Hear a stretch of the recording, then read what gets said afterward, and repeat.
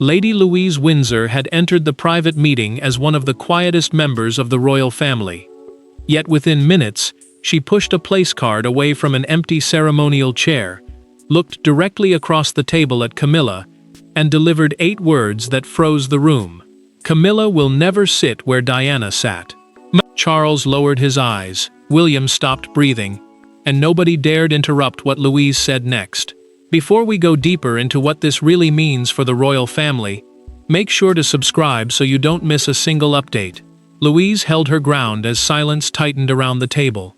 Senior royals had gathered at Windsor Castle to approve the Diana Legacy Commemoration, a formal event honoring Diana's charitable work. The decision mattered because William saw the ceremony as protection for his mother's memory, while Charles knew one careless choice could reopen wounds the family had never healed. An aide had placed Camilla's name card before the ceremonial chair Diana once used at a charity gathering. Organizers intended that seat to become the event's emotional center. Louise understood the danger. If the Queen occupied it, remembrance would resemble replacement, and Diana's sons would be expected to accept that message publicly. Camilla did not move as Louise pushed the card aside. The younger royal repeated her declaration and explained that respecting the present did not require rewriting the past. Camilla's face hardened. She looked toward Charles for support, but the king kept his gaze lowered, leaving his wife exposed before a family divided by grief. William finally unfolded his hands. Instead of rebuking Louise, the prince folded the seating plan, set it down, and asked who had authorized the alteration. He oversaw the commemoration's personal tribute to Diana, yet he had never approved Camilla's placement. Someone had challenged his right to defend his mother's legacy. Louise then produced a handwritten note from Sophie, a documented instruction her mother had given before the meeting. Sophie confirmed that the chair must remain vacant as a mark of respect. Louise placed the note beside the card, and William read it twice. Everyone understood that the original arrangement had been secretly changed before the ceremony. Charles lifted his head and demanded a name. An aide hesitated, glanced toward Camilla, and admitted that the revised instruction had arrived through the Queen's household. Camilla turned sharply toward her staff. Louise watched her expression change, knowing the chair was only the beginning. Louise's words had shocked the room, but the wounded faces around that table revealed something deeper. This was never merely a disagreement over a chair, it was a reckoning between people carrying very different versions of Diana's memory. To understand why Lady Louise's declaration struck with such force, one must understand who delivered it. She was not known for public rebellion, palace intrigue, or dramatic confrontations. Louise had built her place through restraint. That was precisely why Charles could not dismiss her, Camilla could not easily attack her, and William looked shaken rather than surprised. The quietest voice at Windsor had spoken because silence had finally become unbearable. Louise had grown up near enough to royal duty to feel its crushing weight, yet far enough from the succession to watch without constantly defending a crown, title, or future claim. Sophie had taught her that remembrance must never become performance. To her daughter, honoring Diana was not about ceremonial rank or carefully arranged chairs. It was a moral responsibility, a promise that memory would not be quietly rewritten for convenience. Before the meeting, Sophie noticed the old commemorative program trembling in Louise's hands. The trusted mother understood immediately that this was no youthful impulse. Her daughter admitted she feared hurting Charles because she knew the king carried wounds that public duty could never fully conceal. Yet remaining silent, she said, would wound William more deeply. Sophie did not tell her to stop. She simply asked whether every word had been considered. Louise answered yes. Camilla saw the dispute differently. To the Queen, the proposed seat recognized the role she occupied now. It was not intended to insult the woman who had come before her. Alone with an aide, she asked why she must continue apologizing for inhabiting a life she had spent years trying to steady. Her frustration was restrained, but it carried years of judgment. Camilla believed the ceremony should acknowledge the present. Louise feared it would erase the past. That fear had a history. William privately told Catherine that Louise had once overheard Diana's sons discussing the pain of watching palace ceremonies soften, rearrange, or seemingly remove their mother's place in royal memory. The prince suspected those words had remained with his cousin. Catherine realized Louise was not merely defending a chair, she was defending the emotional truth behind it, and William knew exactly how costly that truth could become. Edward warned his daughter that senior officials might portray her declaration as youthful impulsiveness. Louise remained calm. She had chosen every word carefully, she said. And she knew who had requested Camilla's place card. Then she named the private conversation that had alerted her. Sophie's expression changed. The dispute had not begun inside that meeting. Someone had anticipated the objection, discussed it beforehand, and assumed Louise would remain silent. The statement now seemed less like an impulsive outburst and more like the final response to a warning Louise had carried in silence, and that warning began with one ceremony the palace hoped everyone had forgotten. The path to Windsor began 3 weeks earlier, inside St. James's Palace, during a rehearsal that should have passed without notice. Louise had arrived expecting speeches, music, and routine instructions. Instead, she witnessed one small alteration that changed everything. Diana's name was removed from the central chair, Camilla's card was placed over it, and an aide called the substitution a necessary correction. Louise never forgot those words or William's reaction. The July 6 rehearsal for the Diana Legacy commemoration had been presented as routine, yet the chair at its center was anything but ordinary. Diana had once used it while supporting the charity chosen to anchor the ceremony. Leaving it vacant was meant to acknowledge an absence the family still carried, not hide it beneath protocol. Louise understood the symbolism immediately, which was why the replacement card felt less like an adjustment and more like an act of erasure. William entered before anyone could remove the evidence. The prince stopped when he saw Camilla's name resting where his mother's should have been. He moved one hand across the chair's back and asked who had authorized the change without consulting him. His voice never rose, but the anger beneath it silenced the room. William was not demanding special treatment. He wanted to know why grief belonging to Diana's sons had been rewritten as a problem requiring correction. Camilla arrived moments later and appeared genuinely unsettled by the confrontation. The Queen insisted she had never requested a symbolic replacement and did not wish to steal another woman's remembrance. Louise saw discomfort in her response, perhaps even hurt, but she also noticed what Camilla did not do.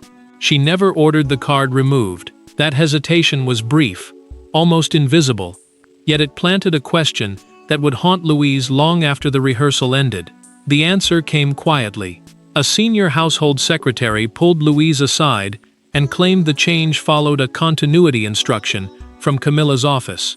An empty chair, he explained, could overshadow the reigning king and queen. Louise asked whether the monarch had approved it. The secretary refused to answer, repeating that continuity required difficult decisions. But his guarded tone revealed something darker. This decision had been discussed before anyone expected William to see it. Sophie later examined the original seating memorandum and found the line that should have ended every argument. The central chair will remain vacant in permanent recognition of Diana's contribution. Someone had crossed it out in blue ink. Her mother warned that possessing the page could place Louise against powerful officials, but her daughter kept a copy. Sophie understood why. If the arrangement returned, silence would no longer protect the family. It would protect whoever had altered the instruction. Louise carried that copied page into the Windsor meeting. She hoped it would remain unnecessary. Then she saw the same card, the same chair, and the same attempt to turn remembrance into surrender. When that altered place card appeared again at Windsor, Louise understood that the rehearsal had not been a mistake, it had been a test, and now the person behind it expected the family to surrender without a fight. After the first shock faded, Camilla asked the aides to leave. The heavy doors closed, and the royal titles suddenly seemed powerless. Across the table sat a young woman refusing to retreat, and a queen who had spent decades surviving judgment. Camilla leaned forward and demanded to know whether Louise believed she had no right to stand beside the king.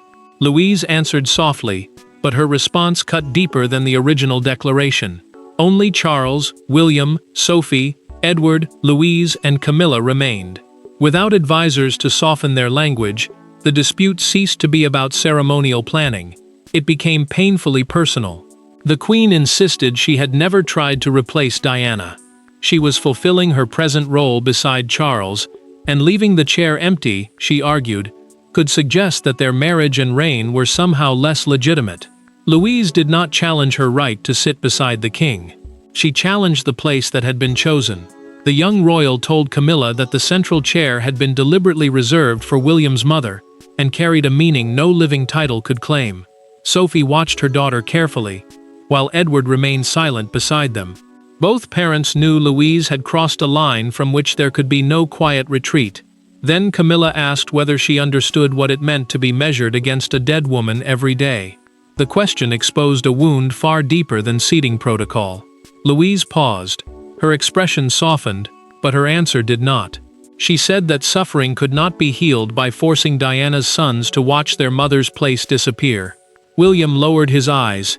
Charles looked toward his wife, realizing the argument had reached the pain neither side could politely escape. The prince finally confirmed that he had rejected the alteration during rehearsal. He had made his opposition unmistakable, yet someone repeated the instruction. William's admission transformed suspicion into something more serious. The household had overridden the future king concerning a memorial created in Diana's name. Camilla immediately demanded the original authorization record from her private secretary. When the secretary returned, her initials appeared beside the continuity instruction. The Queen insisted she had approved only a general seating review, never Diana's removal. Her aide offered no immediate explanation. Sophie recognized the danger at once, while Edward asked who had converted broad approval into a specific order. Again, the secretary hesitated. That silence shifted the burden onto Charles. He could defend Camilla's interpretation and risk telling William that his objection carried no authority, or acknowledge that his own household had violated the memorial's purpose. Louise waited, no longer trembling. The king studied the initials, then the crossed-out memorandum, while his son refused to rescue him from the decision. The confrontation had stripped away every polite explanation, leaving Charles with an impossible choice: protect Camilla from another public humiliation, or admit that the future king's mother had nearly been erased by his own household. The chair belonged to no crown, charter, or inheritance, yet control over it suddenly exposed the monarchy's deepest fault line. William held moral authority over Diana's legacy. Camilla possessed the rank of queen. Louise had awakened the conscience of the room, but only Charles could stop the dispute from becoming a permanent family fracture. He picked up the altered seating order, studied Camilla's initials, and asked one question nobody wanted to answer. Had she known the central chair was intentionally meant to remain vacant? Camilla admitted she understood that it carried significance, but believed the palace could not continue organizing itself around grief from decades earlier. To her, the review recognized the reality of Charles's reign and their marriage. She had not intended to erase Diana, yet in trying to escape the past, the Queen had approved language that allowed someone to reshape it. The distinction mattered because two forms of authority had collided. Charles controlled the official household and its ceremonial arrangements. William oversaw the Diana legacy commemoration and carried responsibility for preserving the personal meaning attached to his mother's charitable work. One man possessed the sovereign's formal power. The other carried a son's moral claim, an authority no title could grant, and no palace order could easily defeat. William rose, struggling to keep his anger from breaking through. Grief had never been the problem, he said. Erasure was. The prince moved toward the door, but Charles asked him to remain until a final decision had been made. His son stopped, though he did not return to his seat. The distance between them suddenly felt larger than the table separating the family. Sophie then produced the original memorandum. Months earlier, Charles himself had approved the empty chair tribute. The sentence was clear, the purpose unmistakable. The king realized his instruction had not been openly challenged. It had been buried beneath vague administrative language until its meaning could be reversed without attracting immediate blame. Louise delivered the final revelation. She had not acted alone. Edward and Sophie had already agreed that if the altered arrangement survived this meeting, they would formally support William's objection. Her parents confirmed it without hesitation. Camilla now understood that this was no youthful rebellion. A quiet alliance had formed around the future king, united not against her position, but against the removal of Diana's symbolic place. Charles ordered the chair sealed from further changes until morning. No card would be added, no memorandum rewritten, and no official would reinterpret his command. It was temporary protection, not a resolution. Before the family could agree on what to tell the public, however, someone inside Windsor carried the confrontation beyond those guarded rooms. By nightfall, the chair was protected, but the family was not, because a single account of Louise's declaration had already begun moving beyond the castle walls. Camilla received the news alone. Her private secretary entered, placed a phone on the table, and showed her the headline being prepared for the morning edition. The Queen read Louise's words twice, then turned the device face down. She had endured years of hostility, but this was different. The challenge had come from within the family, from someone too young to share the old feud and too respected to be dismissed. The leaked account carried enough detail to cause immediate alarm. It described Louise's gesture, the displaced place card, William's silence, and Charles's failure to defend the alteration immediately. Palace communications officials recommended a firm denial. They wanted to claim the central chair possessed no special meaning. But William refused to let Diana's connection be reduced to a convenient misunderstanding merely because the truth had become difficult to control. Before facing Charles, Camilla removed her brooch and placed it aside. Without ceremonial armor, she confessed that Louise's words had made decades of service vanish in a single sentence. She had supported the king through illness, pressure, and public judgment, yet now felt condemned as the woman who had stolen Diana's chair. Charles reached for her hand. The Queen pulled it away, not in anger, but because comfort could not answer what the accusation had exposed. Louise learned of the leak from Sophie. Her first response was not triumph, but distress. She had defended Diana's memory privately. She had never intended to turn that defense into a public attack on Camilla. Sophie reminded her daughter that truth could cause pain without being cruel. Yet Louise understood that once private words became headlines, their meaning belonged to people who had never heard the sorrow behind them. Then the investigation changed direction. Security staff traced the disclosure not to Louise's side, but to an official connected with the seating review. The leak appeared designed to create public pressure before Charles reached a final decision. Someone had seemingly believed that outrage over the Queen's humiliation would force the king to restore her place. Instead, the maneuver strengthened William. The prince told his father that if the chair were reassigned, he would withdraw from the commemoration and explain his absence himself. Charles knew what that meant. William would not need to accuse anyone directly. His absence would expose the fracture more powerfully than any statement. The sovereign now faced a crisis in which protecting his wife could drive away his heir and defending his son could deepen Camilla's isolation. Before Charles could respond, the Queen made an unexpected request. She wanted to meet Louise privately. No aides, no secretaries, no Sophie, no William, and not even the king. Camilla no longer wanted interpretations carried through advisors. She wanted the young woman's truth directly, however painful it might be. The battle had begun with a sentence spoken before the family, but its outcome would now depend upon a quieter exchange between two women who had never truly spoken to each other without palace walls between them. No aides entered the small Windsor sitting room, no minutes were taken. Camilla arrived first and stood beside the window, while Louise closed the door behind herself with deliberate care. For several seconds neither woman spoke. Then the Queen asked whether the young royal hated her. Louise answered no. What she hated, she said, was watching grief become an inconvenience, and that distinction finally changed the conversation. Camilla had arranged the meeting to discover whether the objection concerned one chair or something deeper. She needed to know if Louise rejected her place within the royal family entirely. The answer came without cruelty. Louise explained that Diana's commemoration was not an ordinary state ceremony where rank should determine position. It centered upon a woman who could no longer defend her contribution, correct the record, or speak for herself. The queen admitted that the empty chair frightened her. She feared it would become a silent accusation against her marriage and everything built beside Charles. Her voice broke as she confessed that every tribute to Diana felt like another trial, one in which the verdict had been decided before she entered. Camilla had spent years serving the crown, yet part of her still expected to be told that her presence remained an offense. Louise listened before taking the altered place card from her pocket. She placed it between them and said preserving Diana's seat did not require banishing Camilla. Both women could hold distinct places without forcing their histories to become interchangeable. The young royal was not asking the queen to disappear. She was asking her to recognize that another woman's absence should not be treated as an administrative inconvenience.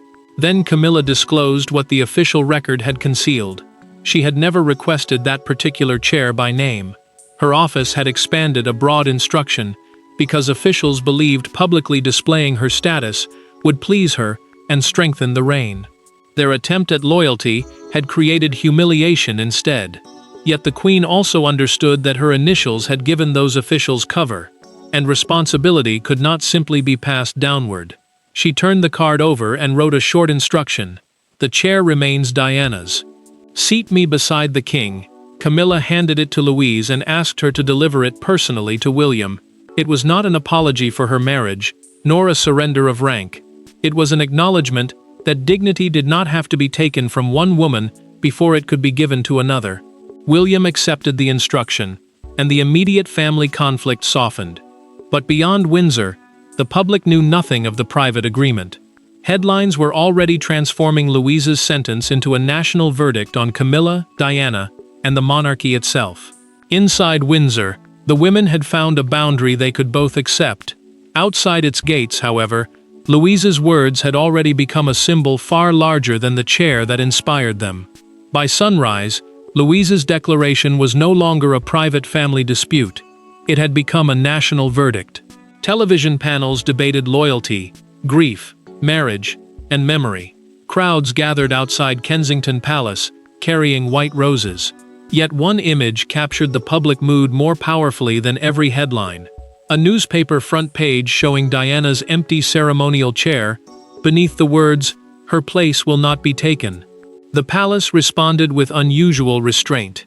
Its statement confirmed that the chair would remain vacant during the Diana legacy commemoration, while Camilla would sit beside Charles in her proper present-day position. No individual was blamed. No office was accused. The decision was presented as a necessary distinction between remembrance and precedence, between honoring a woman who was gone and respecting the queen who remained beside the king. William approved the wording because it protected Diana's place without publicly humiliating Camilla. The prince understood that victory achieved through another person's degradation would betray the very compassion associated with his mother's legacy. Yet outside the palace, restraint was disappearing. The public did not see an administrative correction. Many saw a long-delayed refusal to let royal history quietly swallow an uncomfortable memory. Louise encountered the front page at breakfast. The young royal began to cry, fearing her private defense had intensified hostility toward the queen. Sophie sat beside her and explained that courage could shape a decision, but could not control every reaction that followed. Her daughter had spoken to protect a principle, not create an enemy. Still, Louise felt the painful difference between intending justice and watching strangers turn it into punishment. Camilla heard a broadcaster call Louise the guardian of Diana's untouched place. She switched off the television before the discussion continued. The phrase wounded her, reducing decades of service to a struggle over another woman's chair. Yet when an advisor offered to complain, the queen refused. She knew the description reflected what many people felt, and silencing it would only make the palace appear frightened of remembrance. At Kensington Palace, the emotion became impossible to dismiss. A crowd laid white roses beneath Diana's statue in near silence. At noon, one woman raised a handwritten sign declaring, "Memory is not replacement." Applause spread around her, not as a rejection of Camilla's marriage, but as recognition that one woman's present dignity did not require another woman's symbolic disappearance. Then Charles surprised his advisors. He authorized the release of the original memorial wording, proving the vacant chair had always been intended as a tribute. The decision ended claims that Louise had invented its importance, and confirmed that the alteration had violated an approved purpose. But documents could settle only the public argument. They could not guarantee how the family would behave when the commemoration began. The nation had delivered its answer in headlines, roses, and applause, but the monarchy's true verdict would come when the doors opened and every member of the family had to choose where to sit. When the family entered the commemoration, the central chair remained empty. Diana's name stood before it, exactly as the original plan required.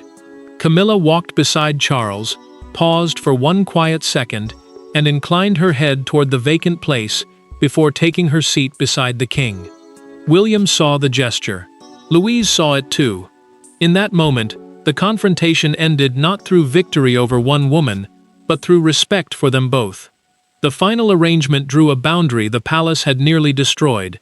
The commemoration, a formal ceremony created to honor a person's life and contribution, placed Diana's untouched chair at its heart. Camilla occupied the seat belonging to the reigning queen, meaning the sovereign's wife serving beside him in the present. Memory retained its dignity. Current authority retained its rightful place. Neither woman had to disappear so the other could be acknowledged. Louise sat quietly between Edward and Sophie. No special recognition elevated her, and no announcement credited her intervention.